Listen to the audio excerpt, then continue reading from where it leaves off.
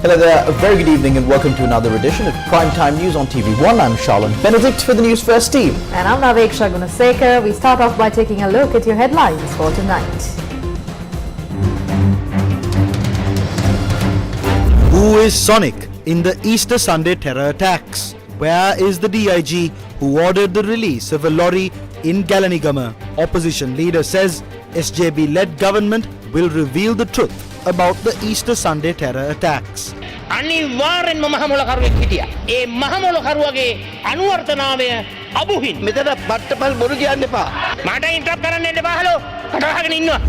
Former President Sirisena tells Parliament that the Presidential Commission that probed the Easter Sunday attack submitted a separate report to then President Gotabaya. What is the link between Ibrahim and the JVP? Anura Kumara explains in Parliament. මේ හැම කිසිත් තැනක ඉබ්‍රහීම් සහ අපගේ දේශපාලන ගනුදෙනුව එම ත්‍රස්ත ක්‍රියාවට ඉවහල් වූ බව කිසිසේත්ම සනාථ වී නැහැ. Will the Nipah virus affect Sri Lanka? කවදාවත් රෙකෝඩ් වෙලා දැනට තියෙන සාක්ෂි අනුව ලංකාව අපිට කියන්න වෙන අඩු අවදානම් රටක් විදිහටම ගන්න වෙනවා. Two Chinese research vessels in the Indian Ocean. India reportedly closely monitoring movements as it plans to procure more warships.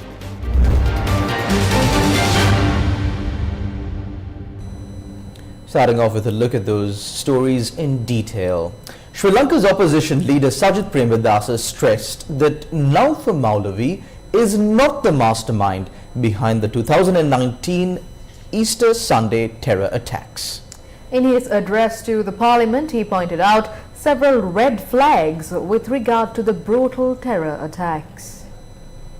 එතකොට මේ සොනික් කියන පුද්ගලයාගේ When the phone records and the IP address of the person code named Sonic was being looked into, the chip in question was taken by a female police sergeant. That officer says it was her SIM card, but it was given to her boyfriend, SI Bandara. The evidence reveals that this intelligence officer pleaded with Podi Zaharan as to why ISIS was not claiming responsibility even after so many explosions took place. This was said by a Sri Lankan intelligence officer. When these matters were being investigated, DIG Sampath Liyanage from the State Intelligence Service noted that SI Bandara could not be questioned as there were very sensitive matters related to national security. Those who obtain the political tonic by using Sonic are silent today. They are not even citing this house because they are panicking as the truth is gradually being exposed. The next matter is Jamil, the murderer who was at the Taj Hotel. How did military intelligence officers visit the residence of Jamil's wife and another residence linked to him before he detonated his explosives? Investigations into the analysis carried out on phone numbers linked to the intelligence officers revealed that the SIM cards were purchased by Ceylon Shipping Alliance at number 88 Bauddha Lokamavata, Colombo 3. These SIM cards were purchased by producing bogus addresses. What is even more dangerous is that these SIM cards were also used in the plan that was hatched to assassinate Lasantha Vikramatunga, Keith Noya, Eknaligoda, Upali Tennakon and others who were attacked. These SIM cards were linked to them. There was a mastermind above Zaharan. That mastermind's pseudonym is Abu Hind. Veerasekara claims that Naufer Maulavi was the mastermind, but he was not even taken to the Presidential Commission for questioning. Who are you trying to deceive? මහමොලකරුවගේ අනුවර්තනාවය අබුහින්. Sarath Weerasekara මහත්තයා කියන නවුෆර් මෞලවි කියන මහමොලකරු. ඔය ජනාධිපති කොමිසමට ගෙන්නලවත් ප්‍රශ්න කරලවත් නැහැ කියා. ඔබතුමා දන්නවද? මේ කාවද රවට්ටන්න හදන්නේ? නවුෆර් කියලා කිව්වා කියලා මම නෙමෙයි කියන්නේ. ඒක කියන්නේ ඇමරිකාවේ ලොස් ඇන්ජලිස් නුවර අධික. It was a court case in Los Angeles, United States that said he was the second emir. The CID summoned Naufer Maulavi. I am not responsible for that. It was the CID that did not produce him to the Presidential Commission. Do not lie. කොමිසම විපත් කරන්න නැත්තේ. ඒක මෙතන පට්ටපල් බොරු කියන්න එපා. මං කියනවා නම් පට්ටපල් බරුවත් ඒ. If I am lying, investigate it as well. I am afraid. They deceived 6.9 million people and have blood on their hands. I want to know why they are trying to shield the terrorist who led the Easter Sunday terror attacks.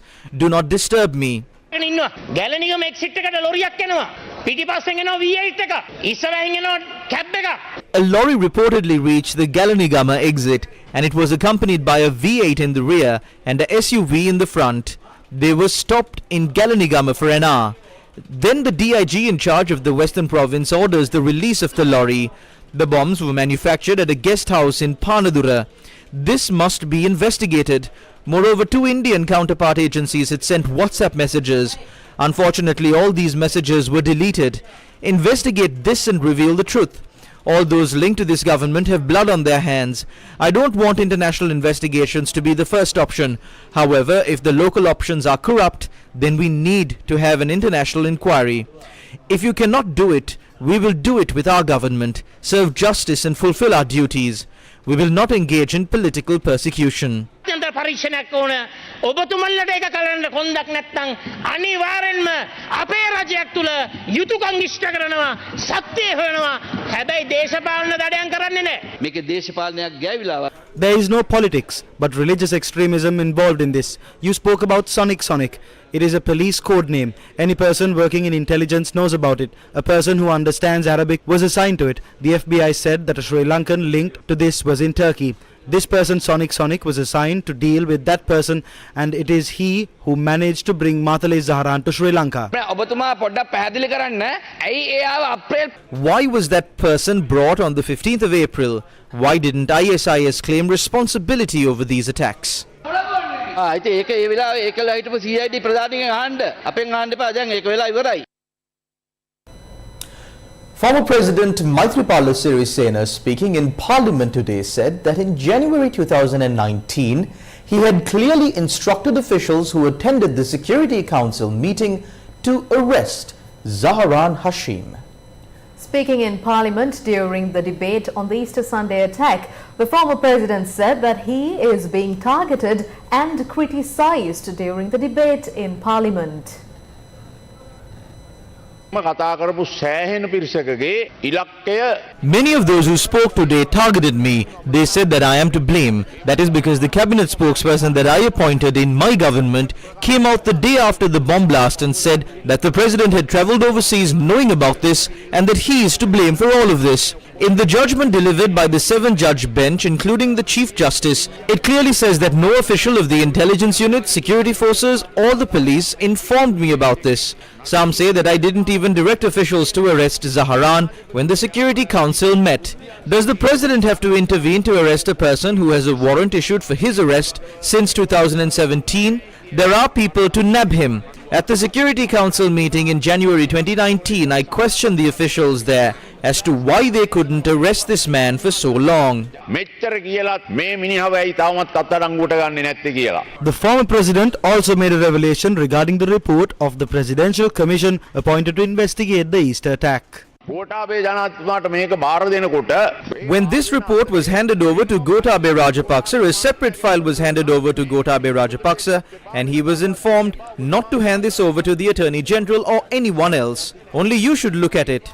None of us know what is in this report even today. That report was not released. If the report of that presidential commission was submitted during my presidency, this report would have been different. At the time that this commission report was handed over to the president, P.B. Jayasundara asked as to if there was anything in the report that spoke about former President Maithripala Sirisena. One of the commissioners said that according to the recommendations of the report, action can be filed against me if they wanted to, but they could also not have filed action against me. One of the commissioners said that according to the recommendations of the report, they can file action against him if they wanted to, but they could also not file action if they wanted to. I believe that a proper investigation involving local experts, international consultant and international technology should be conducted.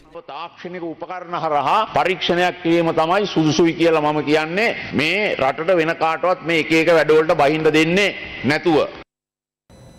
The leader of the Jatika Jana Balaveke, Anura Kumar Dissanayake, responded to allegations that claimed that the father of the Ibrahim brothers, who were part of the group that carried out the Easter Sunday terror attacks, was a candidate of the JVP.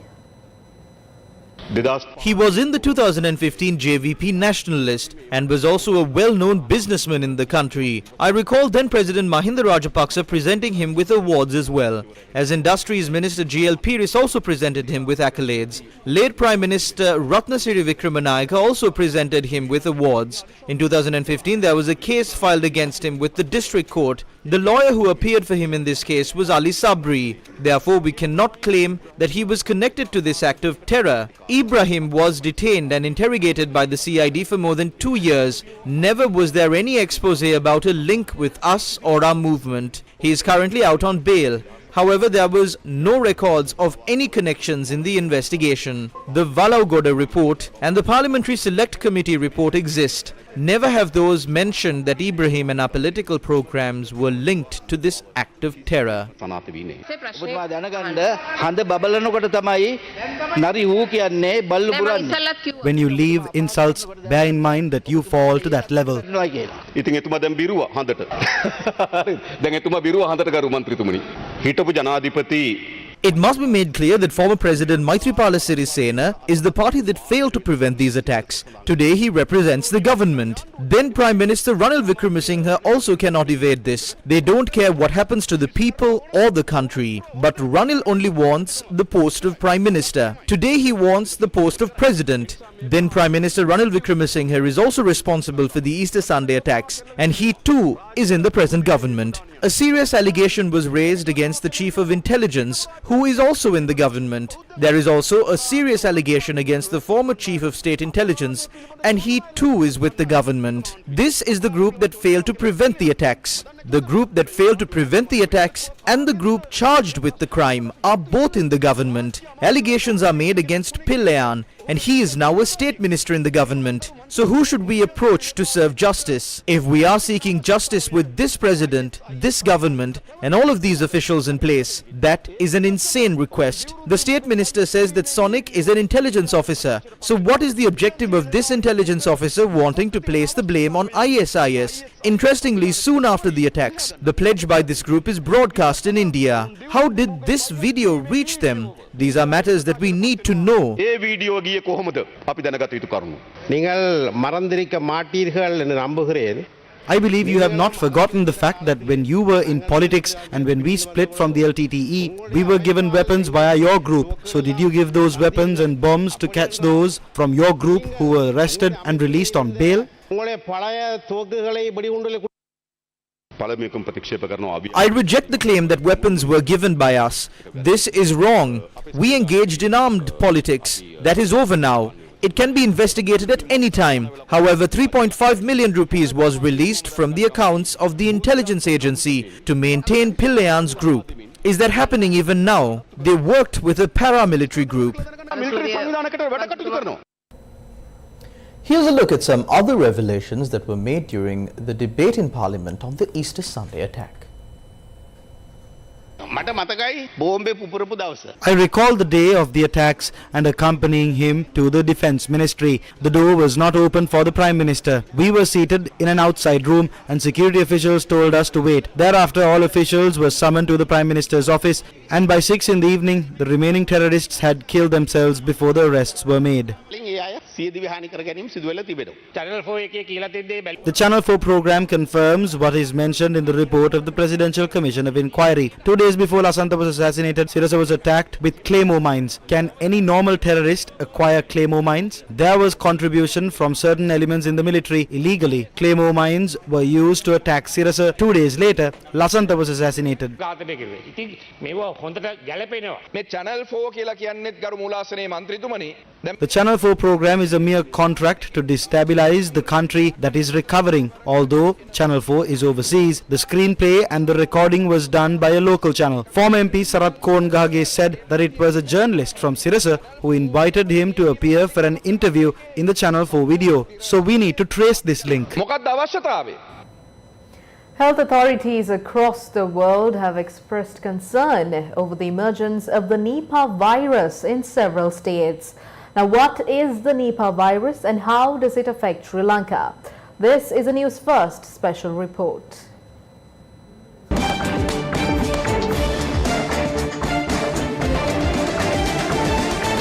Sri Lanka has raised concerns over the Nipah virus after India's south state of Kerala started facing an outbreak of the virus. In the southern Indian state of Kerala, the bat-borne Nipah virus has infected 6 people, 2 of whom have died since it emerged in late August. Indian media reported that 4 people are currently being treated for the virus, and among them is a 9-year-old child. India reports that no Nipah virus cases were detected in the past 6 days and that the 27 samples that were directed for tests returned negative for the presence of the virus. As no infections were reported within the past 6 days, authorities in the southern Indian state of Kerala have decided to ease some of the travel restrictions imposed in the localities where the infected people were detected. What is the Nipah virus? Nipah virus was first recognized in 1998 during an outbreak among pig farmers in Malaysia. Thereafter, it spread to neighboring Singapore. During the first recognized outbreak in Malaysia, most human infections resulted from direct contact with sick pigs or their contaminated tissues. How does the Nipah virus spread? Transmission is thought to have occurred via consumption of fruits and fruit products, contaminated with urine or saliva from infected fruit bats as the most likely source of infection. Is there any human-to-human transmission of the Nipah virus? Where the person gets infected, it is very rare for a close contact to also get infected. However, this can spread via saliva. What are the symptoms of the Nipah virus? The most common symptoms are headaches, cough, sore throat, and difficulty in breathing. It could lead to the swelling of the brain or encephalitis, but that is very rare. However, after a person is infected, the symptoms may not show, and it could lead to encephalitis and eventually death. Is there any treatment for the Nipah virus? There are no specific drugs to treat the Nipah virus, so medical care is merely supportive. This means treating individual symptoms and keeping the patient comfortable until they recover. Nipah virus has a fatality rate of between 40 to 75%, depending on the strain. Will the Nipah virus enter Sri Lanka? There is panic among the people as Kerala is located close by. However, there was an outbreak in 2018, 2019, 2021 and 2023. But it never crossed the state or national borders of India. They were on lockdown. As per the records, Sri Lanka is a low-risk country. However, the Association of Health Professionals alleges that many laboratories that operated during the COVID pandemic are not functional. A laboratory was built at the airport premises to screen passengers. 2 laboratories were dismantled and the equipment was destroyed. We call on the Health Minister to take a look at the laboratory in Mulleriava, visit the MRI and inspect the standards of the equipment. We have once again installed the system to detect these cases. If the Nipah virus enters the country, we will face serious issues. නීපාගෙන් ලංකාවට එන්න එපා ආවොත් අපි ලොකු අමාරුවක වැටෙන්නේ. එහෙම නැතුව එන එක වළක්වා ගන්න නම් අපි හිතන්නේ තාම අපිට ක්‍රමයක් තියෙනවා කියලා. President Ranil Wickremesinghe addressed the 78th United Nations General Assembly in New York yesterday, which reflected on the theme of rebuilding trust and relighting solidarity and the relevance to Sri Lanka's recent challenges. The Assembly will hear an address by His Excellency Ranil Wickremesinghe, President of the Democratic Socialist Republic of Sri Lanka, as head of state. President Ranil Wickremesinghe in his speech stressed that Sri Lanka faced significant social, economic and political challenges in the past year, including threats to democratic traditions, but managed to achieve a democratic transition. Even our democratic traditions were threatened by attempts to occupy our parliament and bring it to a halt. Nevertheless, we succeeded in bringing about a democratic political transition due to our deeply entrenched and resilient democratic traditions. Restoring to the regraduation of Sri Lanka's economy, coupled with the gift of fertilizer from the United States government, which led to a bumper harvest, has assisted us in ensuring stability during that period. The reforms I have since initiated in the economic, financial, institutional and reconciliation fronts have been directed on the one hand towards rebuilding trust and confidence between the people and the government, and on the other towards laying the foundation for economic stabilization and recovery. Sri Lankans are already witnessing the positive outcomes of these measures in their daily lives and the revival of confidence internally and externally in the progress of the country. The President also discusses the global geopolitical landscape, emphasizing the interconnectedness of various challenges such as climate change, debt, and sustainable development. Cross-border financial impact of the crisis, such as climate change and the pandemic, are impeding the ability of smaller, indebted countries such as mine to make progress on the SDGs and climate adaptation and mitigation. Long before the SDGs, Sri Lanka has achieved high human and social development indicators, which ranked us in a category well above the other middle-income countries. Neither has Sri Lanka shirked its responsibility to the planet. Last year at COP27, we outlined our climate ambition plan. We said that by 2030, we will have 70% renewable energy in electricity generation, increase forest cover by 32%, and reduce greenhouse emissions by 14.5%. We will phase out coal by 2040 and reach net zero by 2050. Our low carbon development trajectory gave us one of the lowest per capita carbon emission rates for a lower MIC country. As a climate vulnerable developing country in debt crisis, the urgency to mobilize climate finance is greater today than it was ever before. However, despite promises made to which we were all witnesses, the rich countries are not delivering to expectation. Developed countries must do their part and fulfill what they agreed, assume their share of the common but differentiated responsibility. Provide assistance for mitigation and adaptation and compensation for loss and damage. Two powerful Chinese research and survey vessels are in the Indian Ocean and are reportedly carrying out research or monitoring activities. This is revealed after carefully perusing maritime traffic monitoring platforms. The Chinese geophysical scientific research vessel Xiang-6 entered the Indian Ocean on Wednesday, and this morning it was located close to the Nicobar Islands, and India's exclusive economic zone, engaged in some sort of research activity.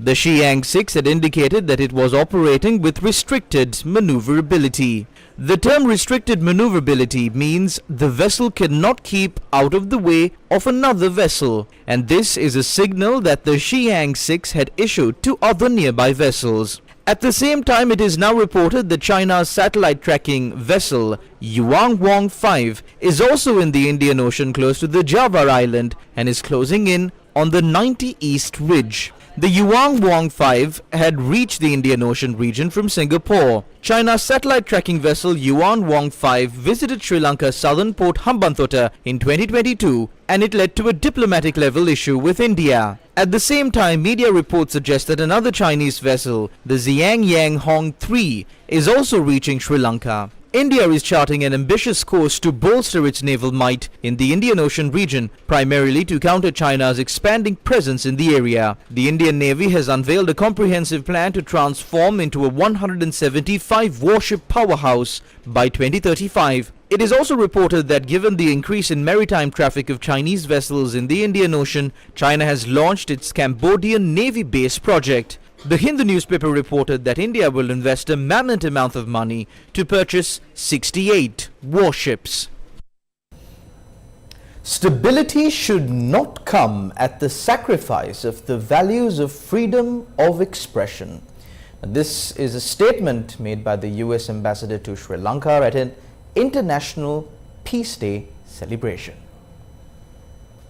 An International Peace Day celebration organized by the Office for National Unity and Reconciliation, USAID and Global Communities was graced by the US Ambassador to Sri Lanka. Around the globe, we see more democracies under threat, and some threats are internal from those who exploit resentments and stoke fears rather than promote understanding and peace. The United States remains committed to a shared vision for the world, a world that is open, free, prosperous, secure, a world where individuals are living in peace, free in their daily lives, shape their own futures, their communities, and their countries through democratic processes, including timely, free, and fair elections. And let us all be ambitious about the future of Sri Lanka, ambitious about economic stability, political stability, and building innovation, but also ambitious about safeguarding democracy, systemic change against corruption, because stability should not come at the sacrifice of the values of freedom of expression, whether it's through peaceful protest, expression through the arts, or through social media. Sri Lanka's Justice Minister stressed on the need for early warnings. Early it was explained that early warning system don't allow anybody to disrupt the peace and unity in your village. You must immediately act upon it. Bring to the notice of authorities. You are directly linked to the police stations. You are directly linked to the other government organization. When you have to do development in your village, you need not go and begging behind politicians. What had been allocated for the village, it is your right. You will have to decide what is to be done with that and as to how it is to be done. That independence must be secured with these noble objects that we are hopefully going to make it a law within next 2 months' time, with expectation that we can see a peaceful Sri Lanka in the future. No wars, no conflicts, no struggles, no crisis. It's our duty. We'll have to make a peaceful nation and hand over this country to this younger generation. The Ceylon-China Friendship Society Founders Day was held yesterday. The Ceylon-China Friendship Society Founders Day, organized by the Sri Lanka-China Friendship Association, was held yesterday. 73 years ago, at a time when diplomatic relations between China and Sri Lanka were yet to be established, Madame Kusuma Gunawardena, breaking through resistance and withstanding external pressure, inaugurated the Sri Lanka-China Friendship Association, which set the start of the first civil organization dedicated to fostering friendship between China and Sri Lanka. Over the past 73 years, under the guidance of 8 successive presidents, including the esteemed current president, Mr. Ananda Kunadikana. Finally, I wish the commemoration of the 73th anniversary of the founding of the Sri Lanka-China Friendship Association a great success, and long live the friendship between China and Sri Lanka. Prime Minister Dinesh Gunawardena, politicians and high-level diplomats participated in the event. Pakistan High Commissioner to Sri Lanka, Major General Umar Farooq, visited Galle Fort for a friendly exchange. Pakistan High Commissioner to Sri Lanka, retired Major General Umar Farooq Burki, visited the Miran Mosque in Galle and engaged in religious observances. Retired Major General Umar Farooq Burki toured the shops at Galle Fort afterwards. Never. It's not just a water body or a tank or anything of that sort. It's much, much beyond that. රවක තියෙන තත්ත්වයන් ඕකයි. ඕක අපිට මේ ටැංකිය එක ගන්න බෑනේ. ඒ නිසා අත් වශයෙන්ම අපි කතා කරන අපි ලෝකෙට කියන්න ඕනේ මේක රව කියන මේ රව සංකල්පයක එක රව සිස්ටම් කියන එක.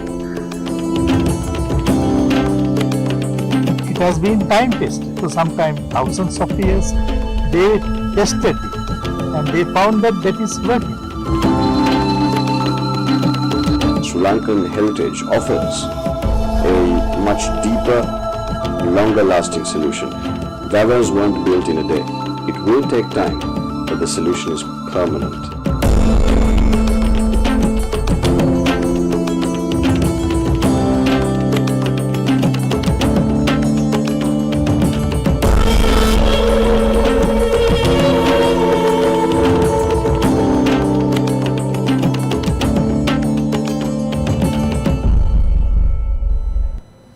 The Lawyers Collective has condemned the recent anti-terrorism and online safety bills.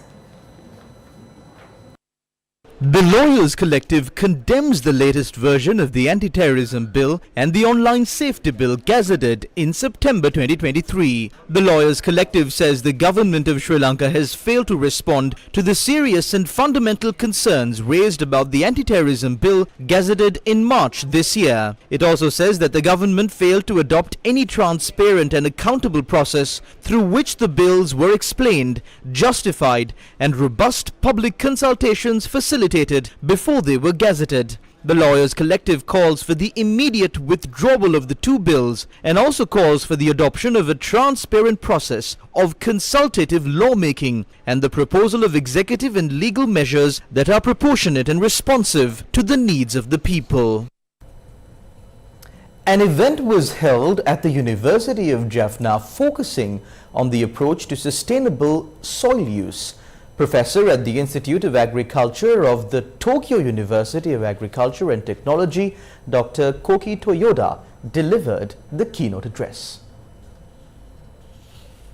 Professor Somasundaram Kandaya Memorial Lecture 2023, titled Approach to Sustainable Soil Used to Feed a Growing World Population, took place at the University of Jaffna. Delivering the keynote address, Professor at the Institute of Agriculture of the Tokyo University of Agriculture and Technology, Dr. Koki Toyoda, spoke about the use of nitrogen fertilizer in Sri Lanka. So we cannot continue to use oil anymore for the future. So that means we cannot rely on nitrogen fertilizer compared to before. However, many countries are using a lot of nitrogen fertilizer.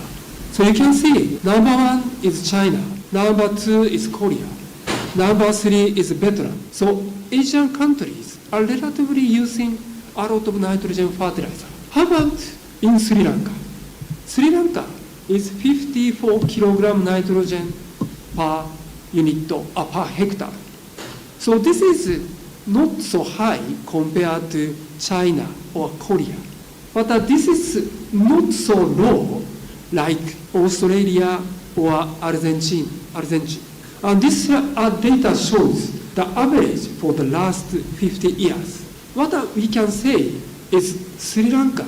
So recently, your nitrogen fertilizer use is very fluctuating. But you can see increasing trend in nitrogen fertilizer, even in your country. Most of your nitrogen fertilizers coming from foreign countries, so imported. So this raising a very high risk for future. So major nitrogen fertilizers are urea or ammonium sulfate or ammonium nitrate. Anyway, major form of ammonia or nitrogen fertilizer is ammonium iodide. Day 26 of the second leg of the LOLC Divisavya program got underway in the Mullaitivu district.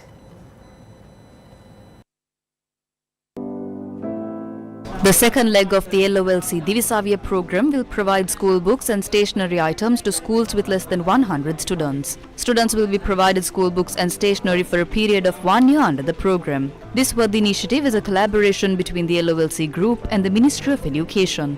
School books and stationery items were distributed to students in the Mullaitivu and Dunukai education zones in the Mullaitivu district.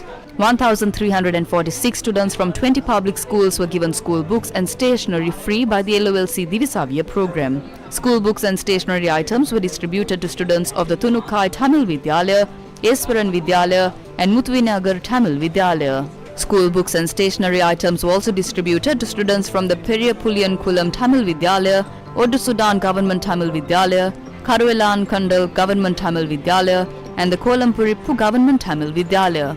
Students from 13 other schools received their school books and stationery at the Mullaitivu Zonal Education Office. The LOLC Divisavya program will continue to create a bright future for the country's student population.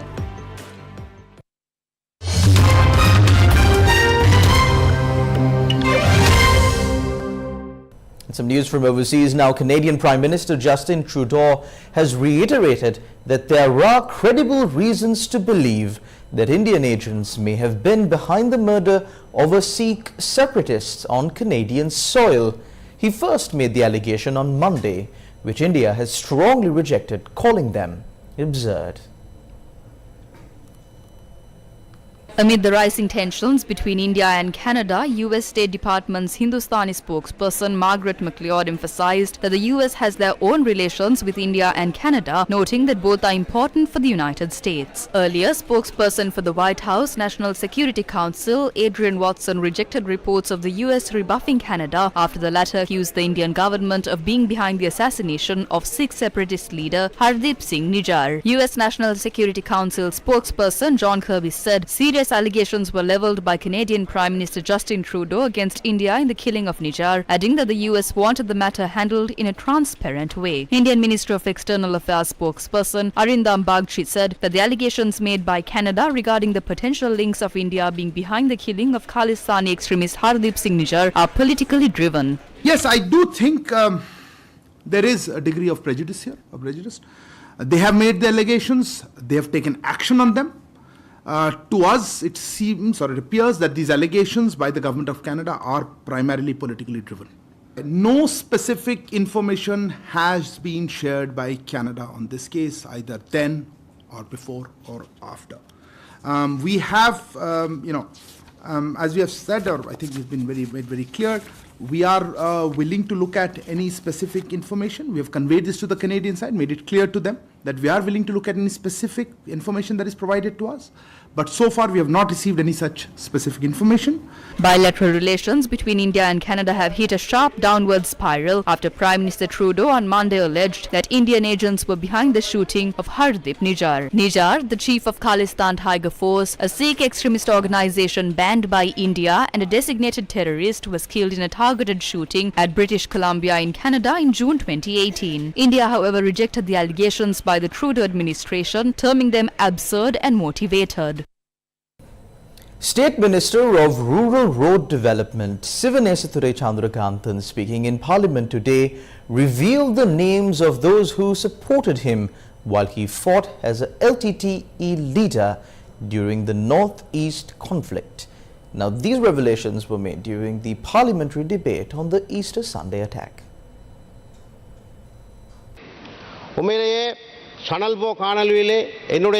My former secretary Azad Maulana, seeking protection, made a statement to Channel 4 and made an accusation against me. I deny that allegation. I agree that an investigation is necessary.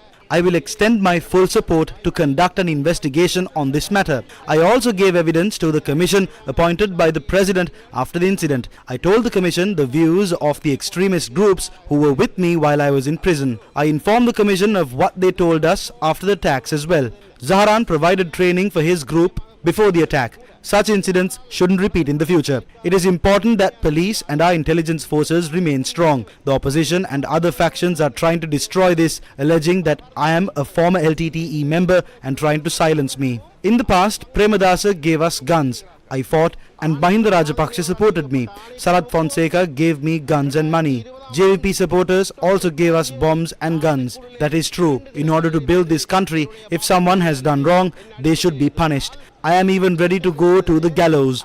Conduct the investigation, we will find the truth.